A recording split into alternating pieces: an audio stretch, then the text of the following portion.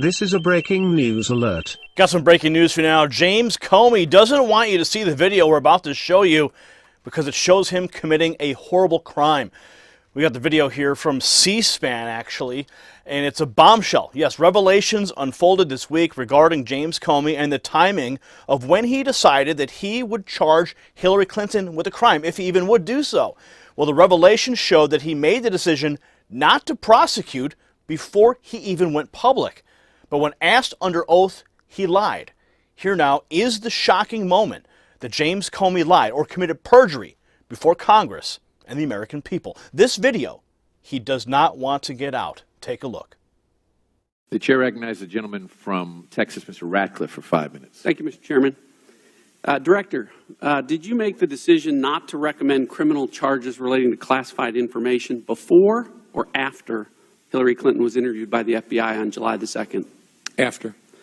Okay, then I'm going to need your help in trying to understand how that's possible. I think there's a lot of prosecutors or former prosecutors that are shaking our heads in how that could be the case. Because if there was ever any real possibility that Hillary Clinton might be charged for something that she admitted to on July the 2nd, why would two of the central witnesses in a potential prosecution against her be allowed to sit in the same room to hear the testimony? Now, I've heard your earlier answers today. You said that, well, it was because the interview was voluntary and they were her lawyers. But I think you're skirting the real issue there, Director. First of all, the fact that it was voluntary, it didn't have to be, right? You could have impaneled an investigative grand jury. She could have been subpoenaed. And I know you've said that you can't comment on that. And I don't really care about the decision about whether or not there should have been a grand jury here. But since you didn't have one, it goes to the issue at hand about whether or not this interview should have ever taken place. With due respect to the answers that you've given, the FBI and the Department of Justice absolutely control whether or not an interview is going to take place with other witnesses in the room, because the simple truth is, if, under the circumstances as you've described, those interviews never take place. If there was ever any possibility that something Hillary Clinton might have said on July 2nd could have possibly resulted in criminal charges that might possibly resulted in a trial against her relating to this classified information, well then, to use your words, Director, I don't think that there's any reasonable prosecutor out there who would have allowed two immunized witnesses central to the prosecution to proving the case against her to sit in the room with the interview, the FBI interview of the subject of that investigation. And if I heard you earlier today, in your long career, I heard you say that you've never had that circumstance. Did I hear you correctly? That's correct. But okay, and I never have either, and I've never met a prosecutor that's ever had that. So, to me, the only way that an interview takes place with the two central witnesses and the subject of the investigation is if the decision has already been made that all three people in that room are not going to be charged. Okay, can I respond? Yes, please.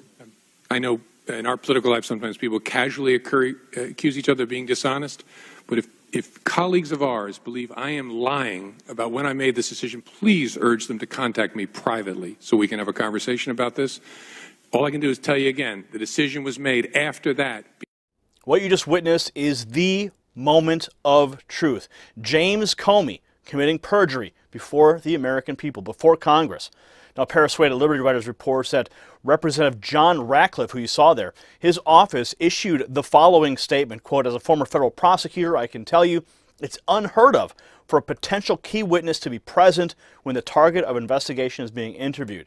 He said, "I've never seen it," and Comey admitted he's never seen it. The American people have every right to wonder why this occurred in Clinton's case. This isn't the treatment that anyone else in our country would have received, and it frankly appears that the outcome of this investigation was predetermined from the very start. Now, they report here that documents came out on Thursday, as we reported, that showed the former FBI Director James Comey, he was crafting his exoneration statements before even interviewing Hillary Clinton. That's according to Town Hall. So basically this means, as you saw there, Comey lied under oath. So share this out across the social networks immediately, patriots. This is the moment of truth that James Comey does not want the American people to see. The media will not hold this crook accountable. He perjured himself under oath. Don't let this die. Keep the energy high, mash that share button, and weigh in the comments below. We'll see you at the next report. For the Next News Network, I'm Gary Franchi. Badass shirt now available. Link in the description.